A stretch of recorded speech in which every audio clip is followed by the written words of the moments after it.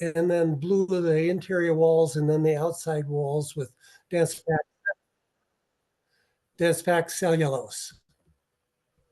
Here's the front of the house, a straight side with the front porch. Similar construction here. You can see the windows are attached to the outer curtain wall, and then the siding goes on top of that. And then finally, here's my house, 110-year-old house in Livingston. So it's in town, so it's a few blocks to the grocery store or to the library or to the bar, which is a good thing. The solar you see on the roof is the last thing I did to it. Excuse me. Here's a section. It's a type of house called a story and a half. So there's bedrooms upstairs with sloped roofs, and it makes for a complicated attic. So a person has to crawl into all those areas and air seal and insulate to put it together. And before the insulation goes in, we replaced the bath fans and put smokies in and did some wiring work. Air sealed as much as we could. Walls, excuse me again.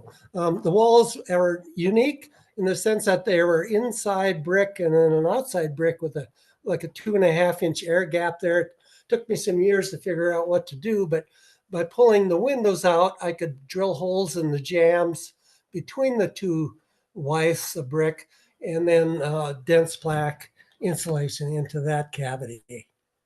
So that took us from an R2 wall to maybe an R10 or 12 wall. Same thing, this is the floor above the front porch, which is uninsulated. Once I figured that out, we drilled that and blew insulation there. Basement has some spray-on foam and then a stud wall with fiberglass and then sheetrock. New furnace, 95% efficient furnace. Electric hot water heater after the gas one gave out on us. Electric car charging. And then a whole bunch of other things we did. It's kind of one of my obsessions for many years. But the only way you know that any of this is effective is by tracking your utility bills. So I've done that on a spreadsheet for 20 years, and I know how much I use about, $500 worth of natural gas a winter, and I don't pay for any electricity. So that's kind of where I'm sitting with all of that. So I track that with some charts too. 60% reduction in space heating, 64% reduction in air leakage, and 100% on electricity. So I cut this really, really short. I hope I'm on time here, but those are just a few of the projects I've done. And at the end of the hour, I'd be happy to answer questions. So I think Steve is going next, right? That sounds great. Thanks, Jim. That was wonderful. Steve Loken received a degree. There must be an end share here somewhere. Yes, you should be able to unshare. There we go. Steve Loken got a degree in biology from the University of Montana and worked as a hydrologist for the Kootenai National Forest. He started building in Libby, Montana, and wrote a book on passive solar housing in Montana. Worked for the energy office at the DNRC in Helena and Bonneville Power Administration, training builders in the Pacific Northwest about the Super Good Sense program and residential standards demonstration program for 3 years. Steve did energy efficient building technology research and was an active builder for 40 years in Western Montana. Then worked as the director for green building for the National Audubon Society, directing strategies for green urban nature centers across the country. Steve founded the Center for Resourceful Building Technology, fostering the use of recycled content building materials in construction and promoting energy, water, and material efficiency in the built environment. We're really excited to welcome Steve, and I am going to be sharing Steve's images today. So give me 1 second and I will pull those up.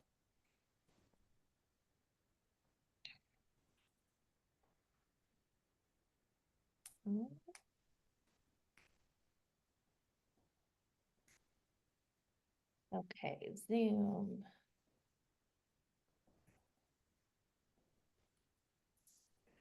All right. And Steve, just tell me if you want me to switch which image it is. Okay, that looks good. I can see it. Great. Okay, Yep, you're good to go. thank you. Welcome, everybody. I appreciate Jim's intro because he's got a really good eye to look at all the details in construction technology that we've evolved over the last few years. So I'm not going to bore you with any of that stuff. But it's all important. And air leakage control is like a big one, as well as upgrading insulation.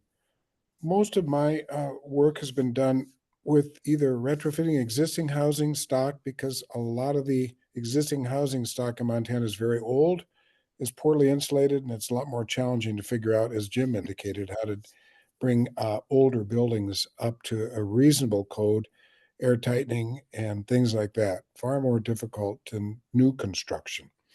Um, Solar is also a big part of this, and I just wanted to also point out, I'm sensing a zeal in Missoula anyway for everybody to get off gas and go to electric.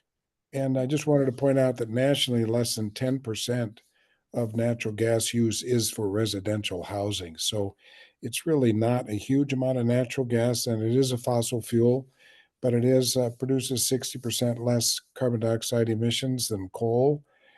So in our transition, we have to be careful. One of my neighbors just transitioned to all photovoltaic roof systems, and so she could get off natural gas furnace, and her power bills went from $120 a month natural gas to over $580 a month for electricity, because she put in an electric furnace, thinking that the photovoltaic panels, which don't produce electricity at night, were going to heat her house on a cold winter night. I wish she'd talked to me, but anyway, she could have gotten a more very efficient gas furnace or a mini split and gotten off natural gas, but used electricity far more discreetly. I also wanted to point out that new construction right now in Montana is very expensive, and the energy component to build new construction is a pretty small number. Some of the alternatives that Jim was talking about are very cost effective. Insulation's cheap, air leakage control is cheap, window upgrades can be a little bit more expensive. But what I tried to do in my career here in Missoula is retrofit existing buildings, both frame and brick, and that was a lion's share of what I tried to do.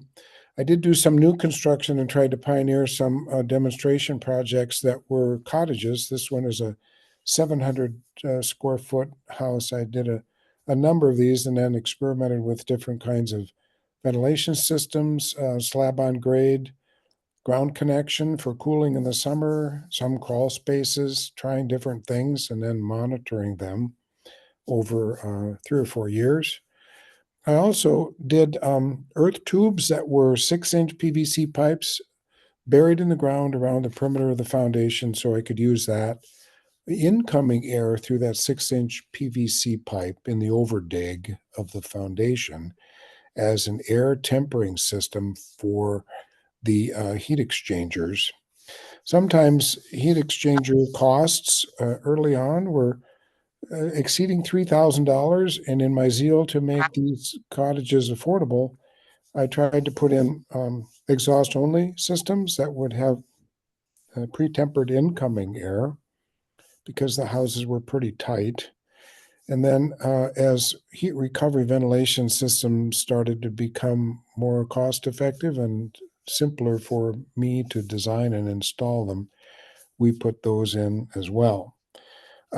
This was a little bit of a passive house with shading. It's super insulated. Most of the wall assemblies I came up with were either double stud wall or 2x6 with cellulose insulation blown in, much better than bats. And then we did foam sheathing on the outside. My years ago, I was frugal Norwegian, and I tried to make these things as cost effective as I can.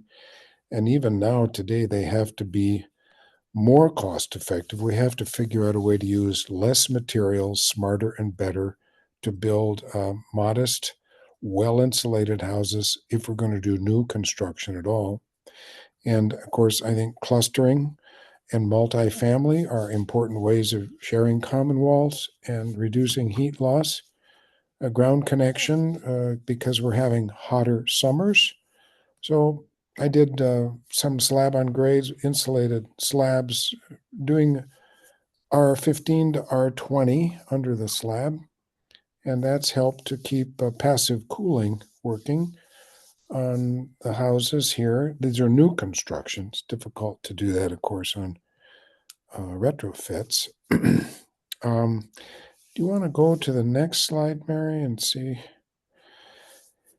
Yeah, here's an example of what Jim was dealing with brick and retrofitting. And this was a real stinker to try to do. Window costs become so incredibly expensive. And then when you have historicity that you want to try to maintain for getting on the historic register or whatever, we found that we could upgrade existing windows, limited, not entire replacements, but of course you can do entire replacements. But we are starting to use interior storm windows. A company out of Canada called Magnetite has a clear plexiglass sheeting with magnetic strips around the perimeter. And we pop those on the inside of existing windows that don't need to operate. And that provides sound deadening on busy streets and also creates a much better and much more cost-effective way to reduce heat loss, particularly in older historic windows and buildings where you may not have a budget to replace all the windows with new ones. People do have budgets, and historic preservation can be challenging in that regard. So we did interior studs on this whole building and put that together with cellulose insulation, upgraded the natural daylighting through skylights and stuff, and put in new mechanical systems that were far more efficient than the outdated ones that were there before. Next slide, Mary. Yeah, so we've done this with frame buildings too, and we've got a few of these houses on the register, but these are existing buildings in Missoula and Western Montana that have no insulation at all. So we couldn't bring them up to code, but we tried to bring them as close to code as we could by blowing insulation in the existing stud cavities, reducing air leaks, doing blower door tests, thermally efficient windows where we could. But always trying to be cautious of costs and where the best bang for the buck was. Air leakage control, to me, is the least expensive way of reducing heat loss for wintertime and heat gains in the summertime as well. And then the last slide. This was a cinder block house. It was challenging too. It had no insulation, just plaster on existing block. So we kind of went from no insulation, no energy efficiency to bringing it up just below code. And I guess that was my contribution, is trying to find ways of getting existing buildings that are really poor performers. This is a full basement too, so insulating the basement was pretty easy to bring these things up to efficiency. We have done photovoltaic panels. I've also done solar water heating that's helped. I did a 9-plex that had solar water heating in it, and that was used as a preheat for the commercial boiler that provided domestic hot water for 9 apartments. And that ended up, their bills were about $6 per apartment per month. So the solar water heating really was a very cost-effective way to preheat incoming water for a commercial gas-fired water heater for that 9-plex. I don't have pictures of that, unfortunately, because I want to give these other guys a chance to talk about their experiences too. So happy to answer questions at the end of this thing. But My point that I wanted to make is existing retrofits are very important for Montana's housing stock. New housing stock has to be more modest and cost effective, and find ways of making them as energy efficient as we can without breaking the bank, because housing costs in Montana are kind of out of line. Very difficult for young families and young people to get into a house at all. So wanted to underscore that too. So thank you. Thanks, Steve. That was wonderful. Next, we're going to talk to John Mohar. John said I could, for his bio, say he's just a damn carpenter working in the Libby-Troy area for the last 50 years. But I'll speak a little further about that. He graduated from the University of Utah in 1972 and spent the next 3 years in Salt Lake City learning the carpentry trade from books while working on 50 homes. He moved to Troy, Montana in 1975, where he now lives on the 80-acre hilliest farm in Lincoln County, and was married to Kathy in 1978. He worked for AERO in 1981, leading 30 solar and greenhouse workshops with 7 Vista workers around Montana, completing 11 greenhouses. He started Southwall Builders with Steve Loken in 1981. But with interest rates at 20%, not much building was going on. He was elected to the Montana Senate in 1982 and served in the 1983 and 85 legislative sessions. Mohar Construction served the Libby and Troy area for the next 40 years while also raising sheep and 2 kids along with Kathy. He built the 3 fully Bonneville Power Authority monitored homes in the 1980s for the Super Good Sense program to help develop the most cost-effective insulation and air sealing levels for homes in the Pacific Northwest. John retired at age 72 while still fencing and working sheep and retrofitting our 5 rental properties to better insulation levels. All right, John, go ahead and take it away. Well, I'm going to keep pushing buttons, trying to get my little slide share going. I've been hitting the share button, I'm hitting the screen. And then start broadcast. Share screen, start broadcast. Doesn't see, oh, there. 2, 1, here we go, maybe. Except that I can't seem to get back to my So if you were to like open your apps or your photo. Okay, yeah, there we go. There we go. That was the thing. Nice. And get to my AERO talk. So I started out with Steve actually in Montana here. We moved up from Salt Lake City. Trying to get back to the start of it. And I worked for, first thing we found out about moving to the very northwest corner of the state was that we came up wanting to build solar homes in Montana. And in the very northwest corner of the state is very much the Pacific Northwest. And the first thing people told us was the problem was that the sun doesn't shine here in the wintertime. And for 5 months in the winter, it did not shine. So one thing we did, we built a 6-sided log house. It was butt ugly to start with.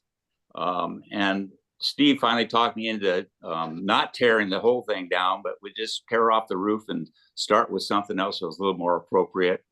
For greenhouses, as I did the AERO Energy Tour stuff, the 30 degrees east and 30 degrees west walls on either side of the main south wall, our point of the hexahome pointed due south. So that's why it became kind of an odd shaped thing. We enjoy the greenhouse. The one thing that it does do is it moderates the temperatures in the wintertime around here, so that outside half our house, it only gets down to 34, 35 degrees in the coldest of winters. And in fact, the coldest of winters, oh, we went to puppies. Yeah, that's another thing we do. So I wanted to spend some time talking about the remodeling projects that I've been through trying to bring up older houses like Steve does to more insulated buildings. So this front part of this house, from the garage door this way, was a 28 by 28 foot building that had zero insulation in it. The first thing was and the very one wall where that front porch is the original siding, which was very nice, very cute for the whole house. And actually that wall is pretty much left as it was with the just blown in cellulose. Well, this is not following my little format.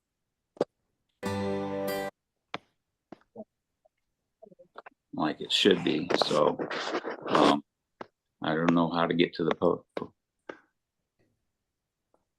Okay, so anyway, what we did with this one, it'll probably come up later, it'll be the chainsaw retrofit. The existing eaves of the roof, we cut off, we added a large structure on the back of it, actually using Jim Baerg's technique of a 2x4 stud wall, and then building outside of that without our 21 insulation.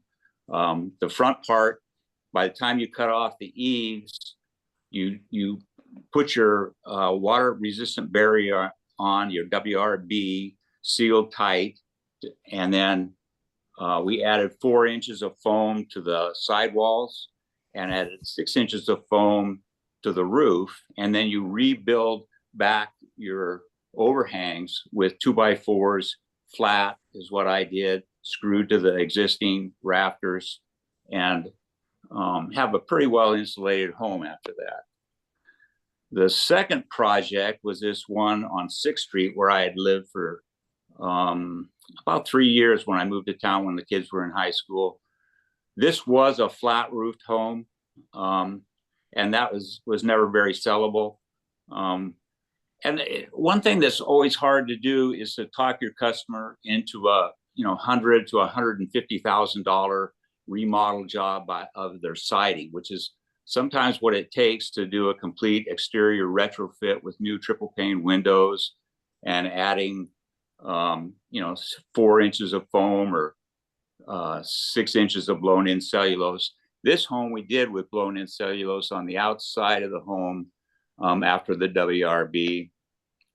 There it is, us blowing foam, bringing up the R value. And then I always like to have a rain skirt wall in the construction I'm doing now to make sure that we can get rid of any latent moisture that does happen to get in the wall. When we finished that project, this project was one of my rentals across the street from where I live. We call this one Granny's house. Granny Holmes was a great person, great neighbor. She never bothered us with anything, would call and let us know if we had a little fire or something like that. You can see it was probably built in the 1940s, aluminum windows, diagonal wood sheathing. We started this, we actually worked on this at 15 below in the wintertime, and you took the metal roof off. The metal had accumulated moisture underneath, so you actually, the shiplap boards going up that roof, when you walked on them, you could step right through them. They were so rotted. But there was enough good things about this house that were left. What we already look for are, before we start any big remodel job, is whether the house has good bones. And this one had, decent walls, decent joists. I did have to replace some rim joists, which is this picture here. Rim joists had been rotted. You could see a little bit of the rot in the middle one, but that pretty much stopped. But after replacing the rim joists, the reason that happens is on the crawl space, moisture will get up in there. So we blew foam against the new rim joist from the inside. On the lower part of that, you see some blues, 2 inches of styrofoam to try to keep the frost from getting into the darn thing. And that would later be covered. The easiest thing I ever found to cover foam with was just 28 inches of roofing metal. It's probably not the best. The guy now would either use aluminum or do the parge coats with cement. This is that same house. After we tore off the roof, we took a small 28 by 28, I think the house was originally, 2-bedroom, 1 bath, and added an upstairs. So now it's a 4-bedroom, 2-bath home. The upstairs part was easier just to move forward with double walls and easier to side. You start seeing on the east side of the house the 1x4 for the screened wall going in, rain screen wall. There's that same wall. You can see the metal, gray metal, to cover the insulation that I've added on the foundation. There's that completed home. Okay, now we're going across the street. This was a difficult one. This one, the very middle of this house, which is pretty much the power pole coming in next to that ladder. And like Steve says, these are complicated, difficult things to have to redo. That's kind of one of the problems. I mean, new insulation or new home building is pretty straightforward and easy once you've got a plan, once you've developed the right systems to use, which is based a lot of it on the perfect wall. But getting to a perfect wall with an older remodeled house is tough. You see a lot of glass on the south face of this thing. That is the south wall, 2 skylights going in, which are replacing 20 feet by 8 feet of glazing that was on this original, was not original, it was on a remodel that I did several years earlier. It was kind of a greenhouse. We call that the greenhouse area of the house, but he never put in enough thermal mass to really make it work well. And then my son is actually in that house, and he never was going to use a greenhouse anyway for growing stuff. So we kind of went past the whole thing. But the middle section behind the greenhouse south end of this thing is good. And then on the far left of this picture, you see a metal roof, which is still there. You see a metal roof coming off. We've had to work around all that stuff. Everything on the north end of this place is a 20-foot by 20-foot addition that we're going to have to tear the whole thing off. It's built in a wet area. The floor joists are rotted. It does not have good bones. So it's going to be slab on grade with a Arctic heat pump that will be heated slab on R20 insulation. And then I bought a bunch of 2.5-inch foam, which is going to go on the outside of the R21 walls. Kind of a note about my building career was that after the Super Good Sense program, they said we needed to get to R30 walls. The way I did that, and I built quite a few homes that way up here, they were very well insulated, but could have a potential problem in the future in that, according to Joe Listerburik at the Building Science Corporation, in Montana's Zone 6 climate, we should have 35% of our insulation on the outside of the water-resistant barrier, with the remaining 65% can be inside. But if you build an R21 wall and add an inch of foam, I used to use R6 Thermax, that gets you up to an R27. I would say I'd fudge it up to R28 or whatever, but if you multiply those numbers out, I'm only getting 21% of the insulation needed on the outside of those homes to prevent any water condensation on the OSB sheathing potential. I haven't had any complaints, but that No. in maybe another 10 years or so. But the fix would be to rip off all the old, we used to use a ton of cedar siding. I never use that stuff anymore. Our area is too fire prone for one thing. And I've kind of gone to cement board, hardy plank siding on most of what I do. I'm gonna go forward here. Here's that same thing. In the beginning phase, we actually, where that one fellow on the roof is standing, there is now a skylight. People talked me into wanting a skylight in the little room. One of the reasons I did this is that before in the greenhouse, there was just a 3-foot hallway that never made any sense. And we were able to add another 3.5 feet inside there to get a decent room. It could be a study room, it could be a library, it could be a bedroom. And there we go, more complete. You can still see the metal roofs that are eventually have to be torn down. I've kind of left this project right now. I'm on to things up at the house. This messes is still in the yard. I still have to go in and the drywall is complete, but I need to go paint the ceiling. Here we are back at the farmhouse. You can see the greenhouse glazing on the right, the rain screen wall. This was probably my most vulnerable wall to, I mean, we're surrounded mostly by grasslands, but we in Montana, I think, is it Hardin, Montana, that lost their town because of a grassland fire. Wind and grass, dry grass burned like crazy. 2021, our fields first time ever went bone dry because of the climate change that Jim was talking about. One of the things that makes it difficult, you can see the air changer from the original thing. There's two vents, one high, one low. And those I couldn't move, but I have what helps me is I have a metal brake that I could bend metal to get about past the rain screen with that. And then, I still haven't done the upper part. That comes next as I get up all this other stuff.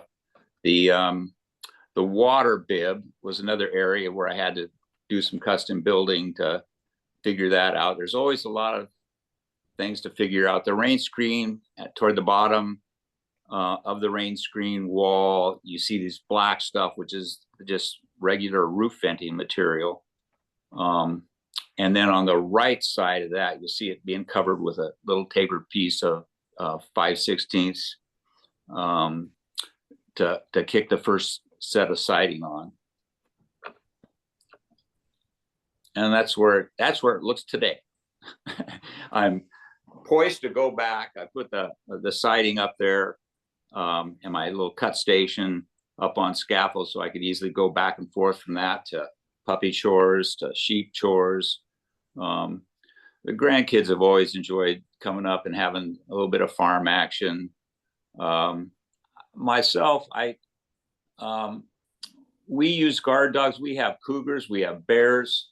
Cougars have been more of a problem than anything, that and domestic dogs. So we have always had, the last 15 years, guard dogs. And the Maremma is the breed that we have chosen. This one is Ash. She's wonderful. And at the end of the day, this is how I relax.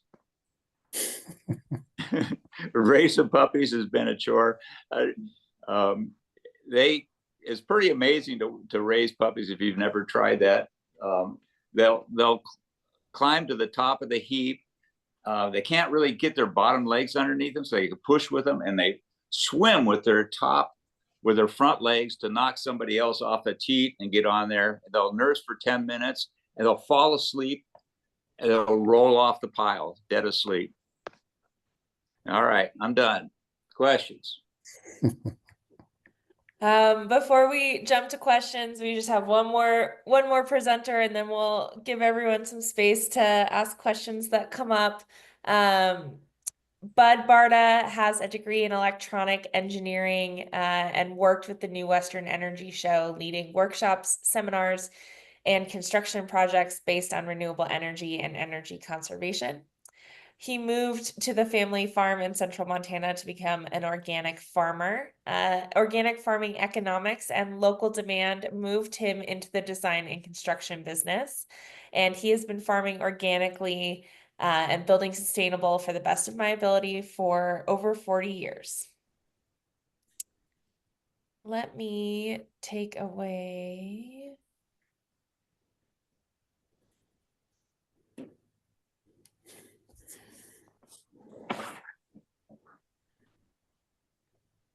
Okay, Bud, you should be able to share your screen now.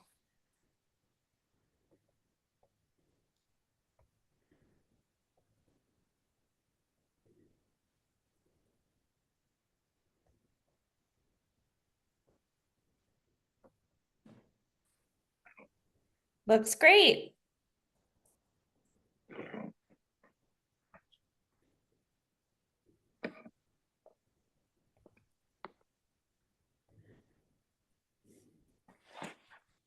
I got it. Bud, I think you're muted.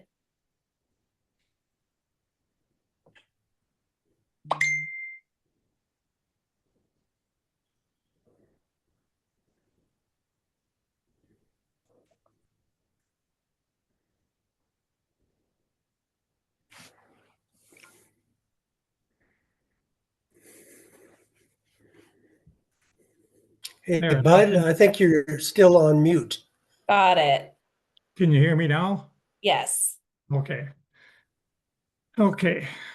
Well, like I was saying, it's an honor to be here included with such wisdom these guys have. I'm going to start by talking about what I did with our house. We upgraded our house to an energy neutral house. And phase one, which should always be on an upgrade, is don't let the heat out. So our original house had encased rock wool between the studs and 4 inches of zonalite in the attic. We blew in high density cellulose behind the rock wool bats. We insulated the rim joists and the basement walls. We upgraded the windows and doors. Put one inches of high density polystyrene behind the synthetic stucco. The insulation of the attic was a two-step process. It started with vermiculite, and fiberglass was added to that, and cellulose was added to that. And we had so much trouble with bats, we finally sucked all that out and put R55 urethane in the rafters. And that, you cannot believe what a difference that made to this house, going from the vermiculite and cellulose fiberglass in the attic to the R55 urethane in the rafters. The upstairs is just as warm as the downstairs now. Phase two, we put in a 13.5 kilowatt PV system. I designed it to provide all the electricity for the house, the construction shop, and the bin fans, which includes heating the house and enough to charge my electric car. Phase three was a heat pump. This is a heat pump and dump system. Utilizing water from a spring on the hill, water is cooled as it flows through the heat pump. This heat loss is upgraded to heat the house. Water is released back out the side of the hill. This heat pump has about a 300% electrical efficiency. It means it will produce 300% more heat than straight resistance heat will. Phase four was a heat pump water heater. We started with the GE water heater, which developed a freon leak in it eventually, and it was replaced with a Bradford White, which isn't near as good as the original. And this isn't the heating part of it, but this is just talking about keeping my carbon footprint down. My wife wanted a patio, and I didn't want to pour concrete, so we built a stone patio using local stone on a sand bed. And a lot of what I'll be talking about here is how to get away from using high carbon products. The first house I built was a super insulated house. It's just a standard 12-inch double stud wall with a vapor barrier behind the inside stud. I was trying to keep that vapor barrier what John was talking about. The heat exchanger, this is kind of like something Steve was talking about. The intake duct to the earth tubes or intake duct to the heat exchanger go through earth tubes. Heat exchangers commonly freeze up in the wintertime and they have to heat them electrically. With these heat tubes going through the ground, the heat exchanger never freezes up. Or with these earth tubes going through the ground, the heat exchanger doesn't freeze up. This was our first straw bale house. It's got an ICF foundation. We tried to minimize use of prime wood products. We used SIP panels for the posts and Paralam beams for the beams. It involves, of course, straw bale structures involve cutting bales, stitching bales, tying bales, placing bales, and stuffing bales. It's a process. And then, of course, you have to have a truth window so you can prove to people there's actually bales behind the wall. The interior and the exterior walls are all hydraulic lime, which basically has a carbon neutral footprint other than the transportation of it. A lot of my projects use reclaimed wood products, and some of the pictures I'll be showing you here are just examples of what you can do with reclaimed wood. We try and keep away from harvesting as many trees as possible, so we use reclaimed products whenever we can. These stairs are reclaimed wood. You can see a lot of reclaimed wood here, the posts and the beams. More reclaimed wood here, and the desk in the office, all the trim on the windows, the stairs, the doors, this handrail. We found some old copper tubing that we salvaged from a scrapyard, and we distressed it and used it for our balusters. That's what it looks like a little closer up. The door is 3 inches thick. We have styrofoam between the panels, so they're all insulated as best as we can. That's my wife. She's not recyclable, but the countertops are. This countertop, the front one is old reclaimed bridge planks.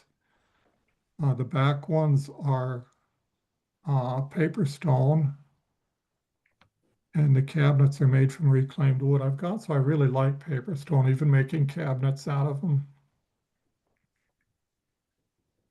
A lot of our built-ins and furniture are made from reclaimed wood.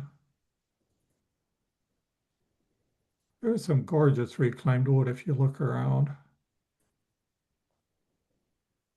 Hardware made by a local blacksmith. This is scrap metal.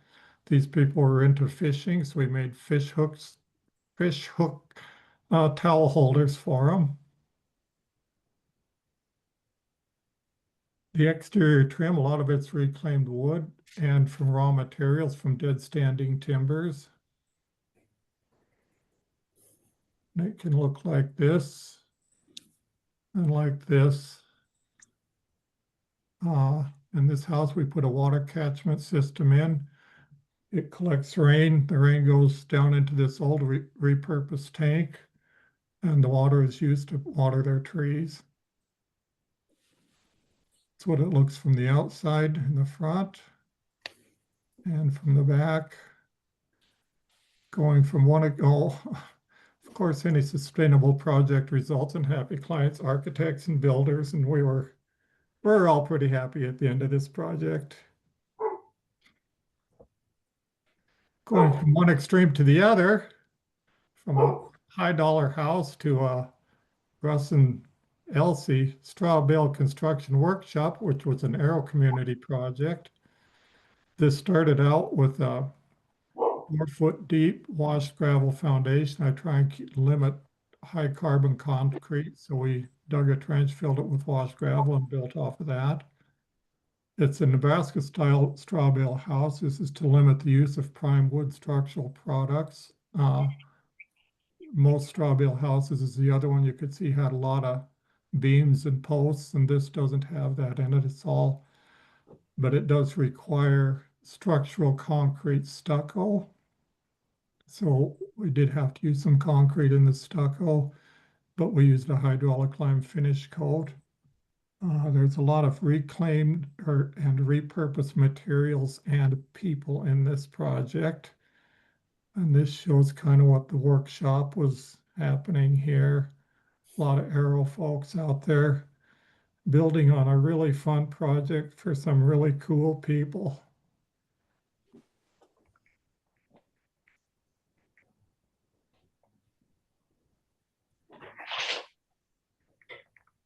And here's kind of what it looks like before You put the stucco on it. If you look close, you can see these wire panels, which is required when you want structural stucco. You've got to have the structural wire panels in them. You can also see the red or the orange straps. They strap the top plate down to the bottom plate, and it compresses the bales so they won't shrink later. And that's the end of that project. That's what it looks like all done from as close as you can see in that little shaded area they have there. Here's a SIP panel house I built. This is what SIP panels look like. You can see the wire chase is built into the foam, so it's easy to wire them. The siding is repurposed log cabin logs that were sawn to thickness. So we sawed it to thickness and screwed the log siding to the SIP panels and chinked it. The steps there are all reclaimed bridge timbers. The ceiling here is repurposed tin ceiling that came from an old ceiling we found behind an old bar back there. And I think they just gave it to us. It was just junk. The fireplace is made of local stone. The mantle is from a dead standing diamond willow that came off my place. The grate, the pokers, and the doors are all made by a local blacksmith from scrap metal. They're actually, most of it's made from old wagon wheel tires. We also built a lot of the furniture out of reclaimed material. The floors are reclaimed material. The walls are finished with hydraulic lime, which eliminates the use of paint. I found that paint is a really high contributor to microplastics, so it's great if we can keep away from that as much as we can. The pavers out here in front of this house are from the old train depot in Lewistown. The flower beds are also made from repurposed brick. And the garage, of course, it's sided with all reclaimed material. The cupola and the upper door, they're all recycled or repurposed. They came off of an old barn.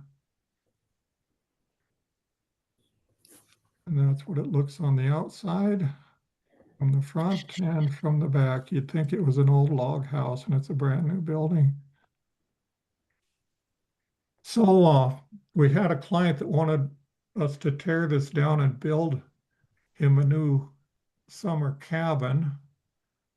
And we talked him into letting us take this down and rebuild it. And we built it into a summer cabin for him. Instead of using new materials, we pretty much used all original materials. We made all the furniture, everything, pretty much everything here was made out of reclaimed materials. That was the that was the router you just heard there. Yeah, the furniture is all made out of reclaimed material. You can see the cedar posts. We try and stay away from manufactured products as much as we can. And we try and add a little bit of artistic flair wherever we get a chance. It's all powered by the sun. Here's an early building I did that's made with a lot of recycled materials. And I wanted to include this because most of the recycled materials I've showed you are really rustic. And this one has a bit more of a polished look to it. So reclaimed materials can look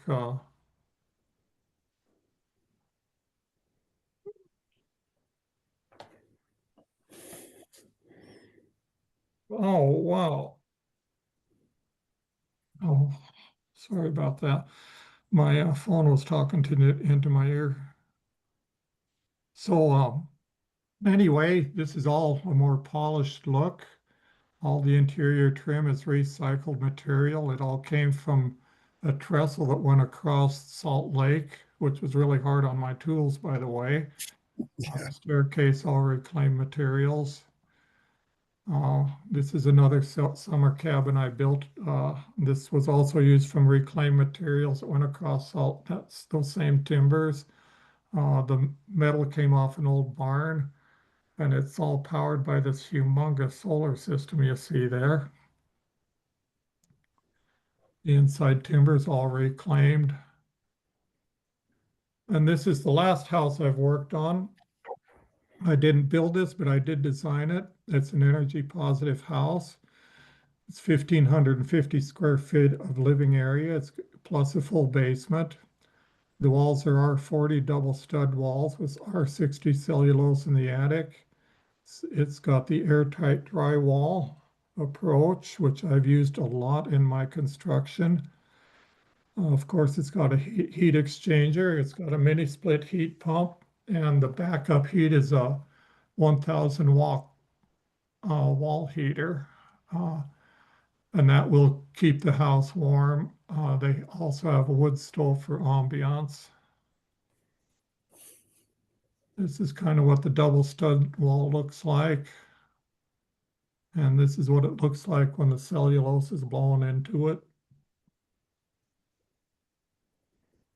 This is what the house looks like when it's finished on the inside and the outside. And if anyone wants to get a hold of me or see more of my project, you can look on that website or give me a call.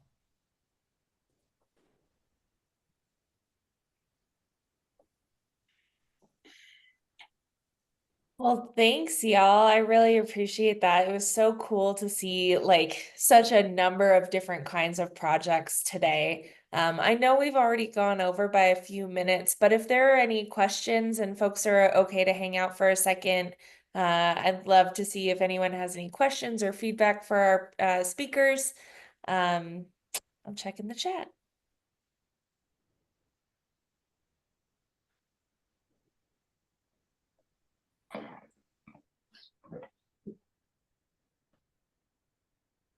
Well, I've got a question if no one else does. Absolutely. Steve, you were talking about a block building that you had trouble insulating, and I was curious how you actually went about that. Yeah, thanks. But the block building we had space constraints inside because it was a relatively small house. So we ripped 2x6s into 2x3s and then just built a stud wall that way and put in foam insulation, urethaned it. That was the highest R I could get. And then we just re-sheetrocked it. So we just had to tear all the old plaster off the brick and then proceeded that way. Oh, okay. Thanks. And it's really tough. And if you try to get, like you did, urethane in your attic, it's the highest R you can get per inch. So we tried to do that where we could, Yeah. Basement was just regular 2x4s and 24-inch centers. And then we blew fiberglass down there. I don't like using cellulose below grade. Right. But that was cheaper than putting in foam below grade. And then we did foam the rim joist. That's always problematic and time consuming to cut in the foam blocks between the joists. So we just foam them. Thank you. You did some nice projects. So a lot of aesthetics and focus on recycled material, which is so important. I didn't emphasize that enough in my talk, and the details of trying to reuse things. I just think there was more of a vast empire of recycled wood out there, but we've been mining the urban forest now for 40 years. People recognize that stuff has value, and a lot of those old barns and buildings are gone now, but the wood is preserved instead of burned in beautiful projects like yours. So thanks for doing that. Yeah. And the other thing for people that are listening is the embodied energy that goes into these materials, the mining, the logging, the finishing and trim of all this wood. You're capturing that embodied energy and reusing it again for the future. And I think that's real important. Even though Montana doesn't have very many buildings compared to, Michigan, Pennsylvania, places that really have, huge stashes of buildings. I was in Wisconsin a few years ago, and 30,000 houses a year being torn down. 30,000 in Milwaukee alone. And, you know, the materials are just shouldn't be landfilled, none of them. So it's an opportunity for sure. So, can anyone hear me? Yes. Yep. Okay, so I just wanted to add a comment about the Building Science Corporation and their perfect wall concept. And I took that 16-hour course this winter. And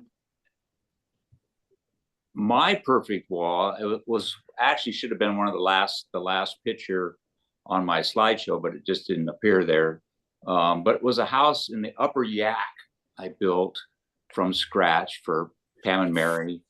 And they had lived in a yurt before that. I mean, their dog water would freeze inside their home in that yurt, and they had pictures of it with icicles coming off the whole darn thing in the wintertime. It's always 10, 12 degrees colder there in the winter than it is at my house.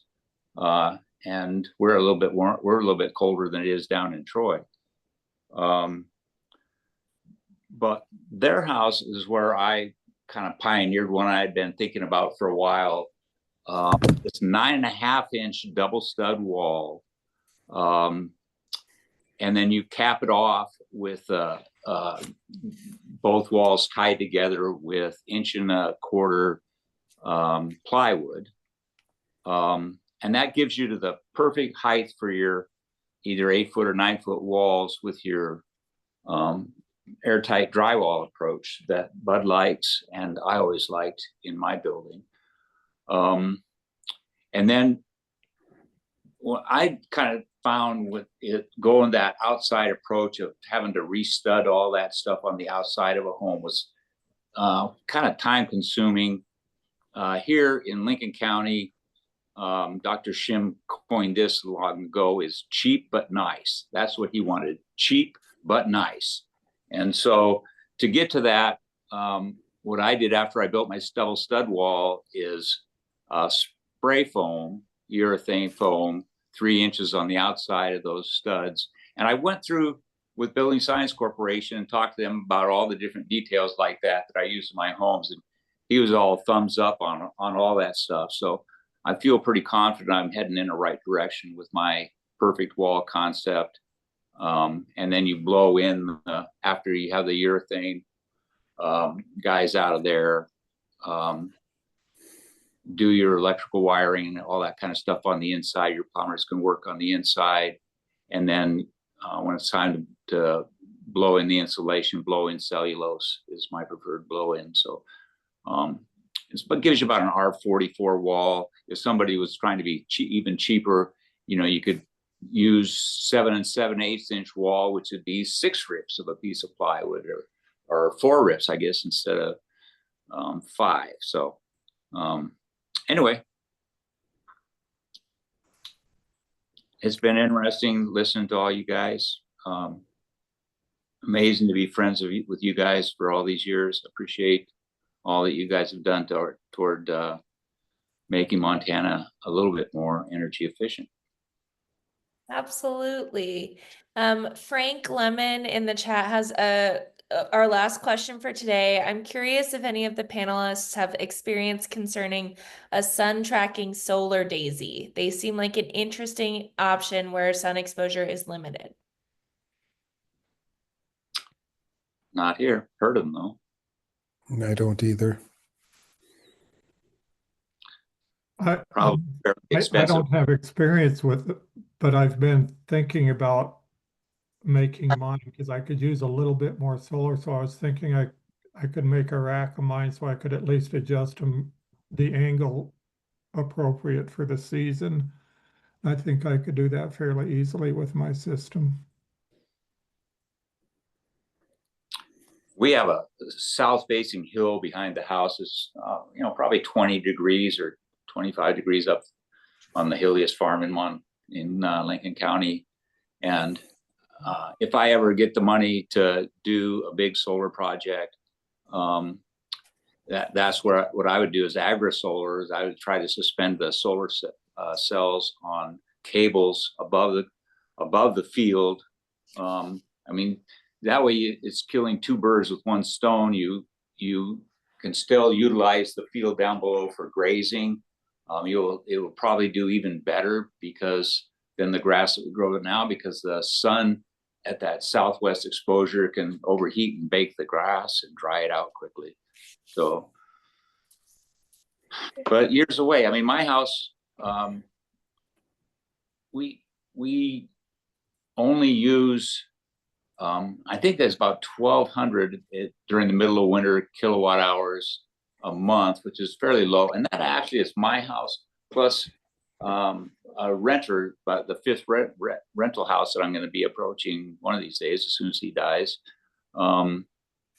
So I pay for his electricity out of my 1,200 kilowatt hours a month also. So we use one cord on this old log house. We use one cord of lodgepole pine through a wood cook stove. That actually helps heat the water that goes into the floor. Preheats water with wood cook stove that goes into the hot water heater, and then we use $80 worth of electricity in the bathroom upstairs through a cadet heater. I also wanted to point something out because all the guys have been focusing on the things that make an envelope well insulated with the addition of solar and stuff. But in my own experience as a landlord and a renovator of buildings and even having housemates in my own house, it's astonishing what the difference in behavior of one individual can do to the consumption of energy in a house. I've had the same apartments, same houses, and have different people in them, same couple or different single people, and the energy consumption can triple between one occupant and another. And I've been so proud of low bills in my own house until a housemate moves in and no consideration for lights, motors, energy. It's a consciousness that you have to have about using appliances, leaving lights on. It just goes on and on. So unless we continue to just have more technology to serve our energy needs, we can also modify our behavior and recognize that connection between the resource and our own behavior. So I don't know. I guess my default is trying to train people, make them understand. And oftentimes even higher energy bills for them don't seem to make the connection. So I don't know what that is about. I think that's such a wonderful reminder for us to take with us, is that there is a level of personal responsibility and habit building that goes into reducing energy consumption. Thank you so much, all of you, for hanging in there an extra 16 minutes. We're so grateful for our 4 speakers and for our audience today. If you are interested in chatting with any of these folks further, please get in touch, let us know. I know there was some interest in maybe continuing the conversation. So I can be the point of contact for that and get you guys all linked up. Mary@abundantmontana.com. And again, thank you so much. This was so fascinating for me, and I know for our audience members as well. So thanks so much, you guys. Thank you, Mary. Yeah, thanks, Mary. Have a good rest of your day. Stay safe out there in central Montana, or Montana Spring, central Montana included. Take care. Take care, guys. Thank you, Mary. Thanks for having us. Bye-bye. Thank you. Bye.